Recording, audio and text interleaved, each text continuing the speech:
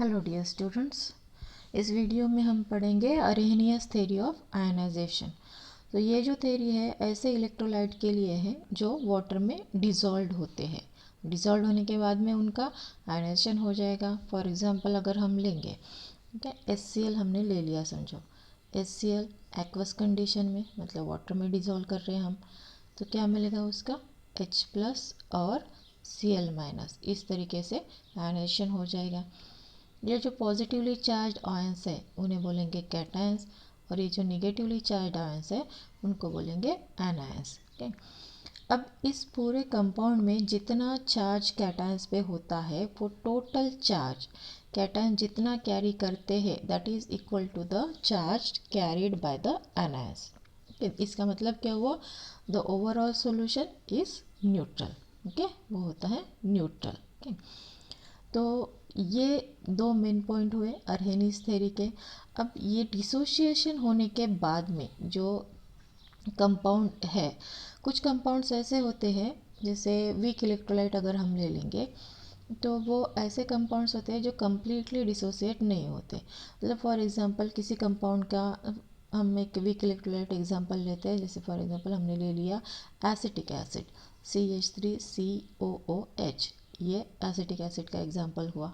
ठीक है, तो एसिटिक एसिड ये वीक इलेक्ट्रोलाइट है, और मान लीजिए कि हमने उसके 10,000 मॉलिक्यूल्स ले लिए, तो वो कम्प्लीटली 10,000 मॉलिक्यूल्स के आयंस नहीं बनाएगा। मतलब ये जो है एसिटिक एसिड एक्वस कंडीशन में, मतलब वाटर में जब डिज़ोल्व करेंगे हम उसको, तो उसके आयंस कैसे बनेंगे, एसीटेट आयंस CH3COO- और H+। ठीक है, तो इस तरीके से उसके आयंस बनेंगे। अब ये जो आयंस बनते हैं ये कंप्लीट डिसोसिएशन नहीं होता। क्यों नहीं होता, क्योंकि ये वीक इलेक्ट्रोलाइट है, इसलिए इनके बीच में एक इक्विलिब्रियम रहता है। तो समझो हमने 10,000 उसके मॉलिक्यूल्स ले लिए, तो 10,000 में से सपोज कुछ 8,000 ही मॉलिक्यूल्स उसके डिसोसिएट हुए। इतना भी ज़्यादा नहीं होते और इससे भी कम होते हैं। ठीक है, तो ये ऐसे मॉलिक्यूल्स जो होते हैं इनके बीच में पहले डिसोसिएशन होता जाएगा, फिर डिसोसिएट हुए वाले मॉलिक्यूल्स फिर से कंबाइन होंगे और फिर से ये मॉलिक्यूल बनता जाएगा। मतलब कंप्लीट डिसोसिएशन उनका जैसे स्ट्रॉन्ग इलेक्ट्रोलाइट में होता है वैसे नहीं होता। इसलिए ऐसे मॉलिक्यूल्स के लिए जो एक डिग्री ऑफ आयनाइजेशन या फिर डिग्री ऑफ डिसोसिएशन, इसका फॉर्मूला आएगा number of molecules dissociated. Okay, number of molecules dissociated to the total number of molecules. तो अगर हम यहाँ पर निकालें तो कैसे, हमने मॉलिक्यूल्स कितने कंसिडर किए थे जो डिसोसिएट हुए, 8,000। हमने टोटल कितने लिए थे, 10,000। ये फॉर एग्जांपल बता रही हूँ मैं आपको। तो इसका जो भी आंसर आएगा वो रहेगा alpha, that is degree of dissociation. अगर हम स्ट्रॉन्ग इलेक्ट्रोलाइट की बात करें, स्ट्रॉन्ग इलेक्ट्रोलाइट के जितने भी मॉलिक्यूल्स हम लेते हैं उतने सारे के सारे डिसोसिएट होते हैं, इसलिए उसकी अल्फ़ा की वैल्यू हमेशा 1 आती है। ठीक है, तो ये वीक इलेक्ट्रोलाइट के साथ नहीं होता। उसके नंबर ऑफ मॉलिक्यूल्स जितने डिसोसिएट होते हैं वो कम होते हैं टोटल नंबर ऑफ मॉलिक्यूल्स से। ठीक है, तो जितने ज़्यादा अल्फ़ा की वैल्यू रहेगी उतना ज़्यादा, मतलब जितना ये अल्फ़ा की वैल्यू बढ़ेगी कब, जब आप सोलवेंट ज़्यादा यूज़ करेंगे। सोलवेंट ज़्यादा यूज़ मतलब डाइल्यूशन करेंगे आप।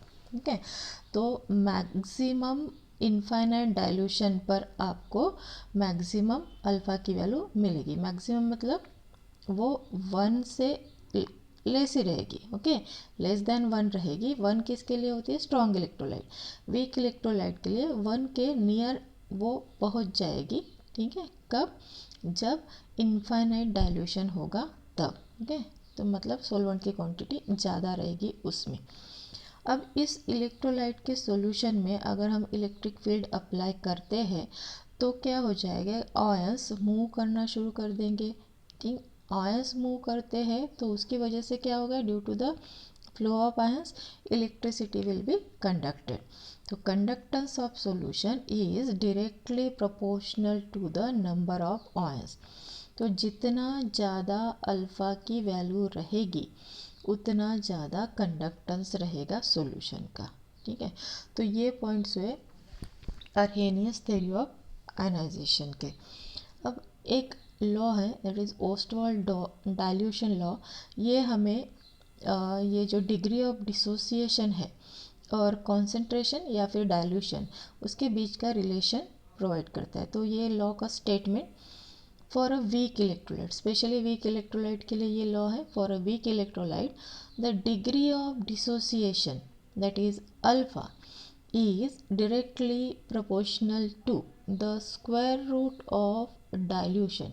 Okay, alpha is directly proportional to square root of dilution or inversely proportional to the square root of concentration. तो ये इक्वेशन बनता है। ये इक्वेशन हमें फाइंड आउट करेंगे इस डेरिवेशन पर से। तो डेरिवेशन वेरी सिंपल डेरिवेशन है। स्टार्ट कैसे होगा डेरिवेशन, हमें कंसिडर करना है 1 mole of electrolyte A B. ये वीक इलेक्ट्रोलाइट है। ठीक है, तो वीक इलेक्ट्रोलाइट है तो ये इक्विलिब्रियम का साइन हमको लिखना पड़ेगा उसके बीच में।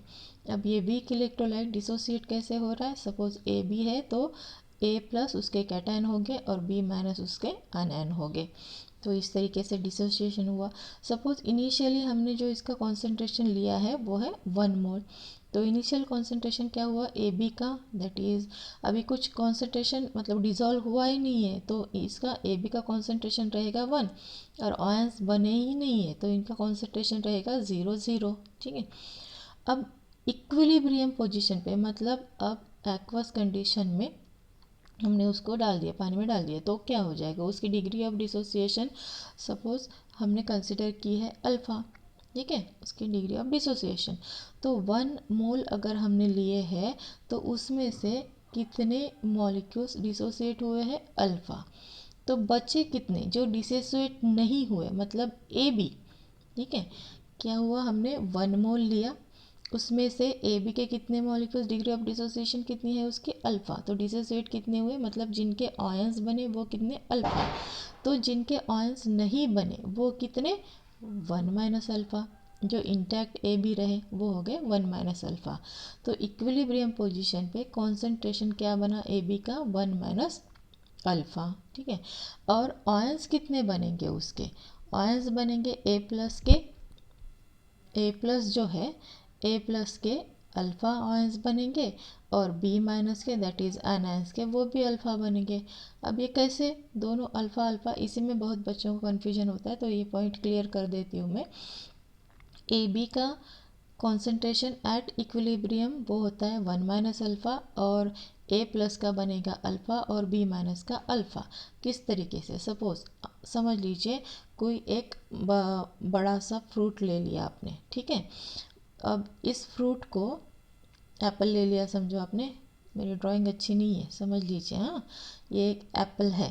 तो ये एप्पल को हमने काट दिया है इस तरीके से कि इसका एक बड़ा टुकड़ा बने और एक छोटा टुकड़ा बने। ठीक है, समझ लीजिए ये एप्पल यानी ए बी है।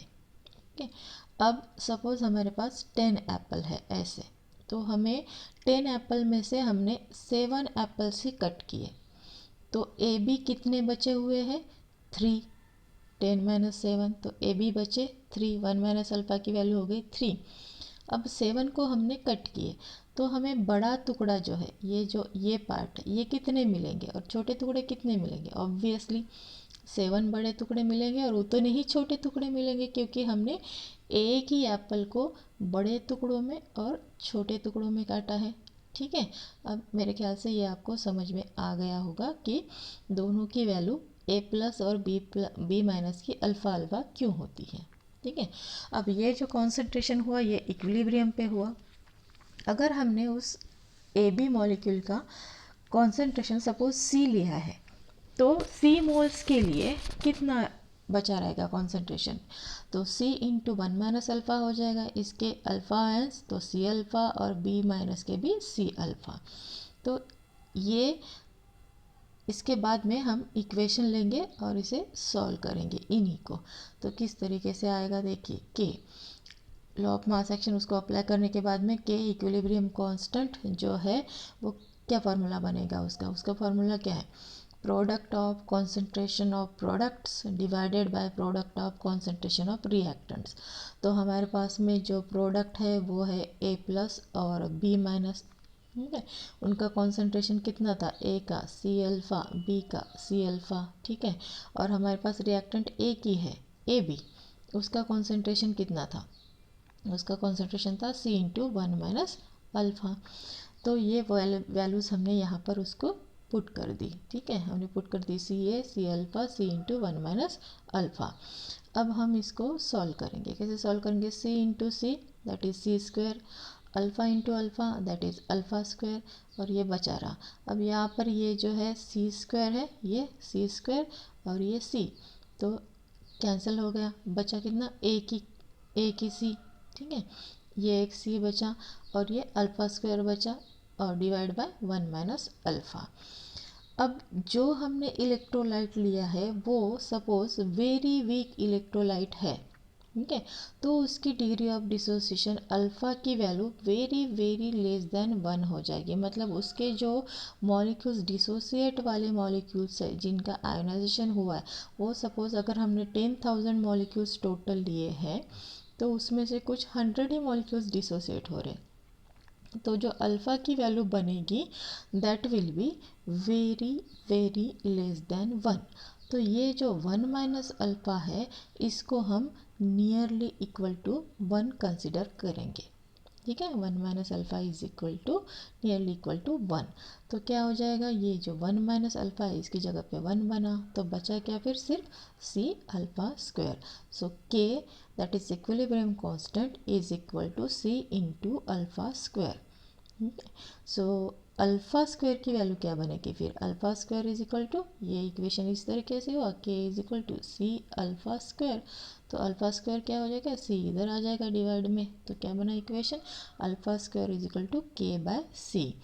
That will give you the value of alpha. अब स्क्वायर है तो अल्फ़ा की वैल्यू निकाल गई, तो ये के बाय सी बचा रहेगा, स्क्वायर रूट के by C. And that means अब ये जो इक्विलिब्रियम कांस्टेंट है, के क्या है, इक्विलिब्रियम कांस्टेंट, तो ये इक्विलिब्रियम कांस्टेंट है तो इसका जो स्क्वायर रूट है वो हम नहीं कंसिडर करेंगे कांस्टेंट की वैल्यू, ठीक है। तो उसको हटा दिया हमने वो कांस्टेंट, तो उसकी जगह पे क्या आ गया, फिर प्रोपोर्शनलिटी साइन आ गया, कांस्टेंट हट गया, तो फिर क्या हो जाएगा, अल्फ़ा इज प्रोपोर्शनल टू, ये कांस्टेंट हट गया तो यहाँ पर आ जाएगा वन बाय सी। तो ये वन हम ऊपर भी लिख सकते हैं स्क्वायर रूट साइन के बाहर, ठीक है। तो इक्वेशन बनेगा alpha is equal to alpha proportional to one by square root of C. जो हमारा एक्सप्रेशन था, मतलब हमने ऑस्टवाल्ड डाइल्यूशन लॉ का इक्वेशन जो डेफिनेशन पढ़ी थी वो क्या थी, degree of dissociation is inversely proportional to the square root of concentration or it is directly proportional to the square root of dilution, ठीक है। अब वो कैसे है, one by C is nothing but V. तो यहाँ पर जिस इक्वेशन में alpha is proportional to one by square root C है, वहाँ पर आप वन बाय सी की जगह पर पुट करेंगे वी, तो इक्वेशन क्या बनेगा, इक्वेशन बनेगा alpha proportional to square root of V. तो ये होगा स्टेटमेंट ऑस्टवाल्ड डाइल्यूशन लॉ क्या, that is degree of dissociation is directly proportional to the square root of dilution, okay. तो ये हो गया आपका ऑस्टवाल्ड डाइल्यूशन लॉ। अब देखते हैं इस थ्योरी के लिमिटेशंस, ये बहुत ही ज़्यादा लिमिटेशंस है इस थ्योरी के, क्योंकि इस थ्योरी का कहना है कि जो इलेक्ट्रोलाइट्स है, ठीक है, आयनाइजेशन तभी होता है उनका जब वो वाटर में डिज़ोल्व होते हैं, ठीक है। लेकिन ऐसा हर कंपाउंड में नहीं होता, क्योंकि एक्सरे डिफ्रैक्शन स्टडीज़ कहते हैं NaCl के, KCl के सॉल्ट्स के, कि उनमें जब वो कंपाउंड फॉर्म होते हैं तो सोडियम और क्लोरीन ये आयोनाइज्ड फॉर्म में होते हैं। मतलब NaCl जब फॉर्म होगा तो Na उसमें Na plus that is cation के फॉर्म में रहेगा और Cl माइनस के फॉर्म एनायन के फॉर्म में रहेगा।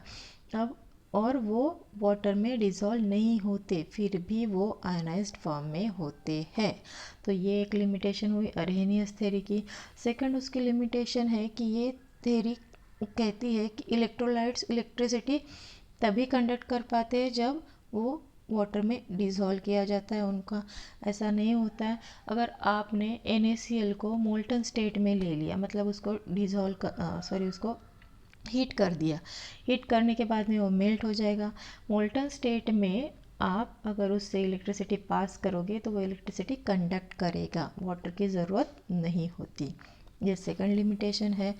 अब इसका ये एक अभी हमने पढ़ा था कि आरएनएस थ्योरी क्या सजेस्ट करती है, डिग्री ऑफ डिसोसिएशन इंक्रीज होता है डाइल्यूशन का। ठीक है, अब डाइल्यूशन इंक्रीज होगा तो कंडक्शन भी इंक्रीज होना चाहिए। डाइल्यूशन के साथ आयंस बढ़ रहे हैं तो कंडक्शन भी इंक्रीज होना चाहिए। लेकिन स्ट्रॉन्ग इलेक्ट्रोलाइट के साथ क्या होता है कि जैसे हम उनका वाटर में डिज़ोल्व करते हैं तो वो कंप्लीट डिसोसिएट हो जाते हैं। कंप्लीट डिसोसिएट होने के बाद में उनके कंडक्शन में कोई चेंज नहीं आना चाहिए। ठीक है, मतलब जितना पहले वो कंडक्शन दिखाते हैं उतना कंडक्शन रहना चाहिए। लेकिन स्ट्रॉन्ग इलेक्ट्रोलाइट का भी डाइल्यूशन के बाद में कंडक्शन थोड़ा सा इंक्रीज होता है। इसके पहले हमने ग्राफ देखे थे स्ट्रॉन्ग इलेक्ट्रोलाइट का, KCl का और NaCl का। तो कुछ इस तरीके से ग्राफ हमें मिला था। ये स्टार्टिंग में डिसोसिएशन था और ये डाइल्यूशन के बाद का डिसोसिएशन था जो स्लाइट इंक्रीज होता है। KCl के लिए भी देखा था हमने और ये ऐसा ही NaCl के लिए भी हमें मिला था। तो ये पॉइंट भी आरएनएस थ्योरी एक्सप्लेन नहीं कर पाती है। ओस्टवाल्ड डाइल्यूशन लॉ ये कम्प्लीटली आरहेनियस थ्योरी मतलब आरएनएस थ्योरी एक्सप्लेन नहीं कर पाती। Arrhenius theory can not be applied to strong electrolytes, सिर्फ ये वीक अभी हमने पढ़ा तो हमने कहा था कि Ostwald dilution law only weak electrolytes के लिए। ठीक है, स्ट्रॉन्ग इलेक्ट्रोलाइट को वो एक्सप्लेन नहीं कर पाती। अब जो डिग्री ऑफ डिसोसिएशन के स्ट्रॉन्ग इलेक्ट्रोलाइट की वैल्यू जो हमें मिलती है ये इक्विवेलेंट कंडक्टेंस के वैल्यूज़ से मैच नहीं करती। जो हम कोलिगेटिव प्रॉपर्टीज़ से फाइंड आउट करते हैं तो उससे वो मैच नहीं करते, उससे कुछ डिफरेंट आते। तो उसका रीज़न भी ये आरएनएस थ्योरी नहीं दे पाती। तो ये सारे इसके लिमिटेशंस हैं। तो यहाँ पर ये आरएनएस थ्योरी का टॉपिक फिनिश हो जाता है। और इस पर अगर कुछ आपको डाउट है तो आप पूछ सकते हैं।